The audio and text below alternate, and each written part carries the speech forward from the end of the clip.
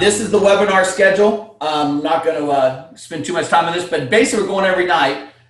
In Pennsylvania, we finally got the green light to start practice. So we're going 4:30 to 7. So I'm going to come home at 8 o'clock and continue these webinars.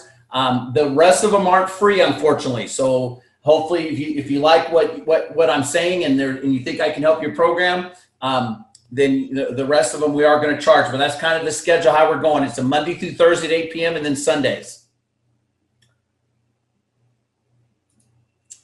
This is what we're offering on CoachTube. Those are all the courses you would get. If you get them on CoachTube, they're recorded. You have lifetime access. That's a CoachTube guarantee that you have lifetime access to it. The 3-ring binder gets shipped to your house. And the Google Docs, obviously, we figure out how to send you a link and you can edit most of the stuff that's in the binder. Obviously, there's certain things in the binder. It's kind of philosophical, but all the sheets and stuff I've used over my 30-year coaching career. All right, and so we talk about that. So my background, if you don't know about me, I started off at McFarland, which is an IBM school. We jokingly call it an IBM school, which is itty bitty Mexicans. And I hope nobody takes that offensively as racist.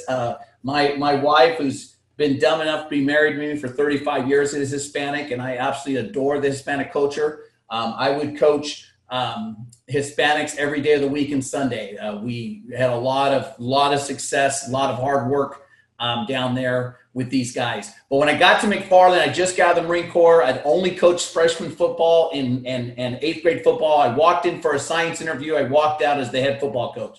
And they forgot to tell me that the school was 0-24 and there was only 13 players. So that kind of gives you an idea. So in your other states, you can extrapolate what 600 kids is like. 600 kids, that's the smallest classification in California. There was no weight room anywhere in the entire city, right? It was a farm labor, what we call a farm labor community. So we did a lot of Herschel Walker, Marine Corps type, a lot of push-ups and handstands and walking lunges and things like that, okay?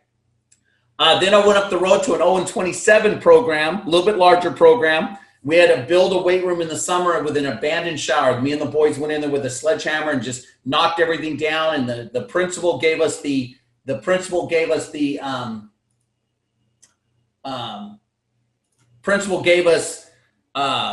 rubber matting, but we had to knock everything out, haul it all off. And then the prison next door to us, which Charles Manson is famous for, well, I think he died there. The prison donated a bunch of old rusty weights that had been sitting out in the sun. And that's what we did, right? No excuses. If you're tired of losing, you'll do whatever it takes to stop losing. And 2 years later, we were undefeated league champs. And so to give you an idea, so I've been to the small schools. I played at a school. I was in a graduating class of 90.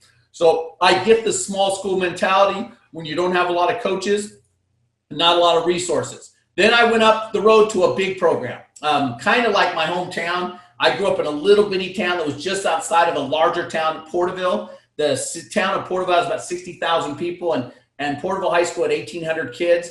Still very poor. You can see the free lunch and ineligibility. And we're very proud of the fact that we didn't lose a player to grades in 5 years there. And I'm going to talk on another night about the academic game plan.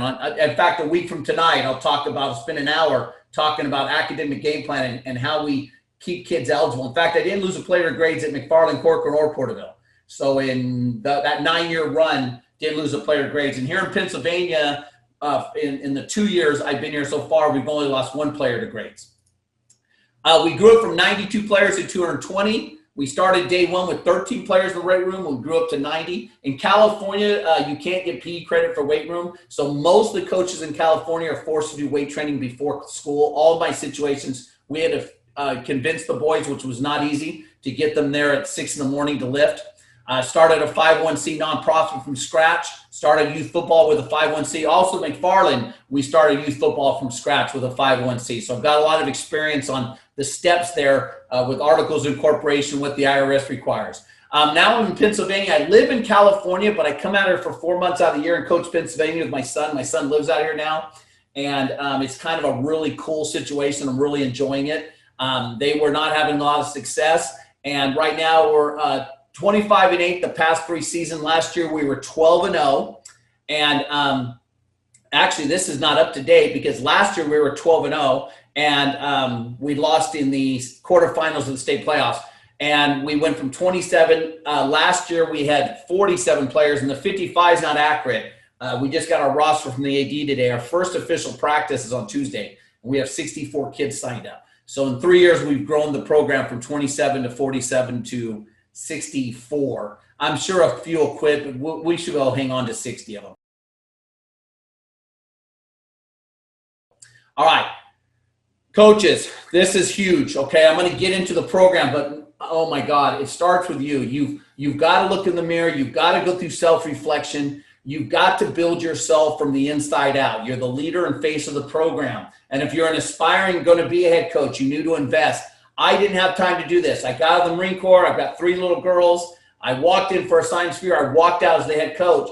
And so it took me like 5 years on this journey of reading books and educating myself, to really understand. And you've got to invest. You cannot start with your playbook. I can't tell how many emails I get. And they say, Coach, I just got my first head coaching job. We bought your pistol to wing T system or your read and react system. And they want to talk X's and O's. And I'm like, that's what you want to talk to me about? You just got your head coaching job? Your X's and O's, that was the easy part. You should have that dialed in when you were a coordinator. So mistakes I made. I'm the world's worst delegator. You're trying to do everything yourself because you're a perfectionist and you're an A-type personality. Poor communication. Communication is, oh my God, it solves so many problems. And with technology today, there's really no excuse for this. Putting winning above relationships. I did that. I was that coach. I was taking over programs. I was driven to win and not be over. And I in that winning, yeah, we turned those programs around. I'm not proud to say some of those players I don't have relationships with, because the winning was more important than me having relationships with all the players. The jersey, let the player know that the player is more important than the jersey he's wearing. And this has to be sincere. It can't come off as fake. If you're an X's and O's guy and you don't like dealing with players and you don't like to reach into their lives and you don't like to take the troubled kid and try to save him and go visit his house and mentor him in the off season, then stay a coordinator. Don't be a head coach, because you're just going to struggle if you're missing this component. And it's got to be sincere. It's got to be sincere. Okay. I've ignored discipline to win. I've bent the rules and made concessions because that player was so talented. He was going to get us to the promised land, and he did, and we did win. But what happened to that kid? What kind of husband and father is he now? Because I let him get away with that early in my career. Okay, taking things personally in social media and people attacking you and criticizing you and yelling things from the stands. My wife actually had chewing tobacco spit on her because the guy was yelling at me and cursing. And my wife turned and said, "Hey, my young daughter's here. That's her father." And he said, "I don't give a damn." And he just spit tobacco on her. So I had a dad. We lost a playoff game. I had a dad come across the field because I didn't give his son the ball in the goal line, and we got stopped and lost the game 27-21. And the dad shoved me. Okay, so you just can't take these things personally. You got a big bullseye on your chest. I mean, look at what the NFL coaches go through on ESPN. These commentators on ESPN who were in the band. Stephen A. Smith didn't play football. He was in the band. He's a joke. But he gets in there and criticizes the NFL coaches when those are the top 32 men of their profession. Okay? I talked about scheme more important than culture. I'm going to give a huge shout out right now to Randy Jackson. There's some other stuff coming up. Randy Jackson really, really got me over the finish line of understanding culture. I was doing pretty good with culture until I read Randy's books, and I highly recommend it. Putting too much in scheme-wise. Right? The internet is a black hole. And with this COVID and all these Zoom sessions, you can build this Frankenstein attack. And now I got all these guys that this wing T, they all want to put in all these RPOs. How much can you do? How many running plays and passing plays can you do? How many blitzes, how many coverages can you have? There's something to be said about keeping it simple, right? And I was trying to do too much off the field. If you dive into this worst to first, I'm going to give you a lot of team building, a lot of fundraisers. My deal is I'm throwing a lot out there because each coach, I'm recommending you only pick 1 or 2. I might throw you 10 ideas. Just use the one or two that fit your personality and fit your program, okay? I would never, the stuff that's in this first program, I would never do it in one season. This is a culmination of 30 years of coaching. Some things worked at some schools, some things didn't work at the next school. Because this program's comprehensive. I mean, I'm going to be giving you guys a lot if you invest into this thing, okay? And you've got to make sure it fits your personality. A very wise mentor coach told me that. He says, you have to be yourself. Don't try to coach like somebody else. I was actually trying to coach like him. I had so much respect for him. I was trying to coach like him and use his words and use his sayings and his mannerisms, and it didn't come off as sincere. Okay. And coaches, I'm going to stop you here. If you are struggling in a losing program and you look out and you look at film, or you look out on your practice field, or you look at your kids walking across campus, what you see, you're either allowing it or you taught it, or you're modeling it. Okay. Quit blaming the players. Okay. Players don't want to lose. Players don't want to be losers. Okay. They want to be champions. Well, show them the way. Show them the way. Their definition of success might be skewed, and you're going to fix that. Their definition of what a champion is skewed, right? Trophies and scoreboards, they think makes champions. And so you've got to spend some time investing them and get them to understand what a true champion is. Because I'm telling you, you get off the, oh, well, we suck. We can't block anybody. Well, if you can't block anybody, what the hell were you doing all spring, summer, and August, right? Get a new O-line coach. Right? Quit blaming the kids. You think the kid wanted to miss that block? I just, no way. Come on. So what's important now? This is a huge one for me. Keep Pete Carroll win, right? What's important now? Focus on relationships. Focus on what you have. Focus on this was a big problem. When I went to the OFR programs, I've had players now at weddings and stuff tell me, they say, Coach, you know what? We got tired of you kept telling us stories about the last school. They don't care about what you did at the last school. You do, because you have relationships at that last school. The players could give a rat's ass. So here in Pennsylvania, they prod me and ask me some California stories. But you've got to focus on the now and the present and not the past. Don't focus on last year's team or last year's coaching staff that you took over for, and don't focus on success you had somewhere else, because honestly, the players don't care. They don't. They want to know, Coach, talk to me, what my world here. How can you help me right now, Coach? How can you help us? Guys, don't sit down there, Lou Holtz, right? Have a couple simple rules you can enforce, and focus on the plan. At the very end of this talk, I'm going to go into great detail about the plan. Okay, it's a 5-step plan that we do.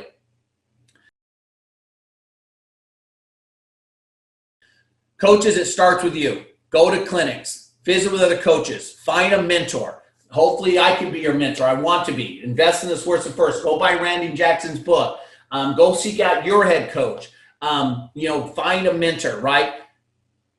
All of you know the X's and O's. By the time you are ready for a head coaching interview, your X's and O's should be solid. I certainly hope you spend some time coaching both sides of the ball. You need to, if you really want to be a head coach, put your offensive clipboard down and go to the head coach and say, I want to spend 1 year on the defensive side of the ball, or vice versa.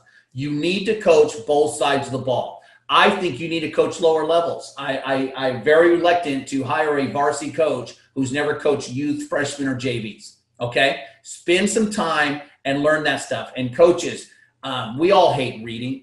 Did we enjoy English? Did we like it when the teacher said we're going to read To Kill a Mockingbird? No, we hated that crap, right? That's why there's videos. That's why there's Netflix. Okay, but coaches, you're going to have to sit down and read a book. Right? Lou Holtz and Pete Carroll have probably been the biggest ones for me.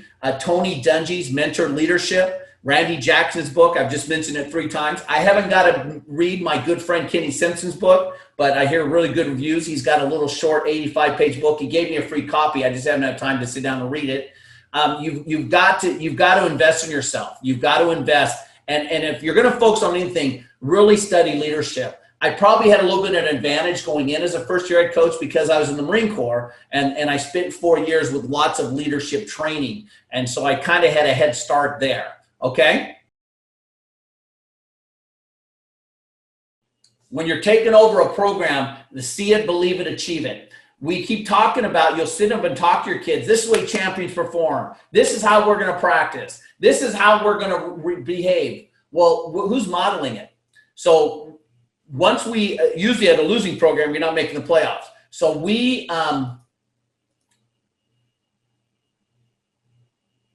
okay. I was checking the chat box, make sure there's no technical problems.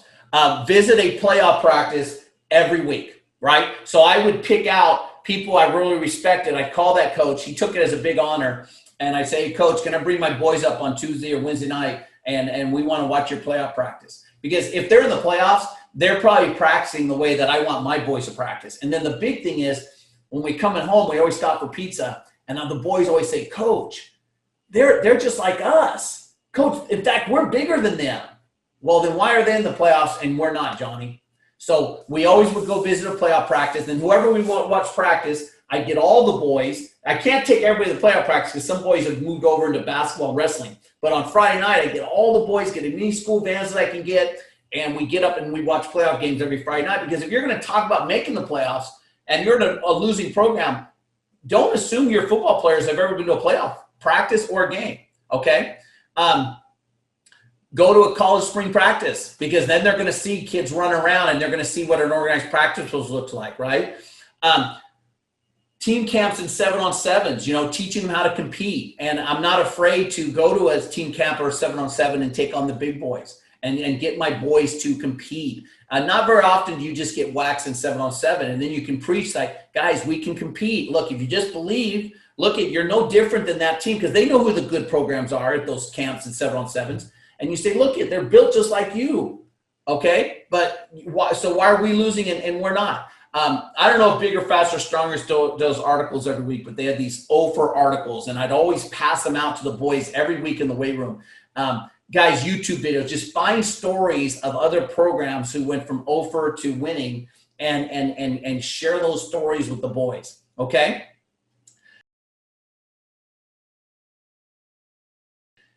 Talk about building relationships. You've got to sit down. So in December, I'm not going to go into too much detail because there's a whole nother webinar on this. In December, I sit down with all the stakeholders in our program and I listen. Now, when our program got to 220 players, I had a meeting with them in groups of 5, and I delegated some things to assistant coaches. Remember, you can't do everything by yourself.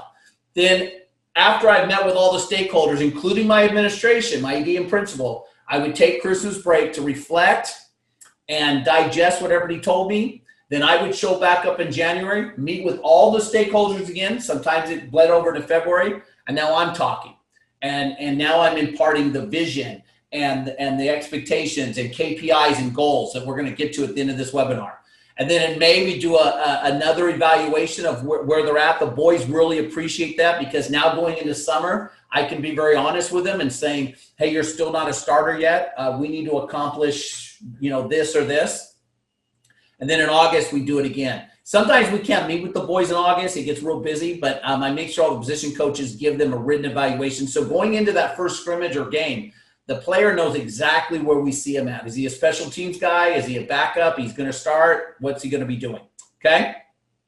And again, I'm going to go into this on Tuesday, September 8th, in a lot more detail. Okay.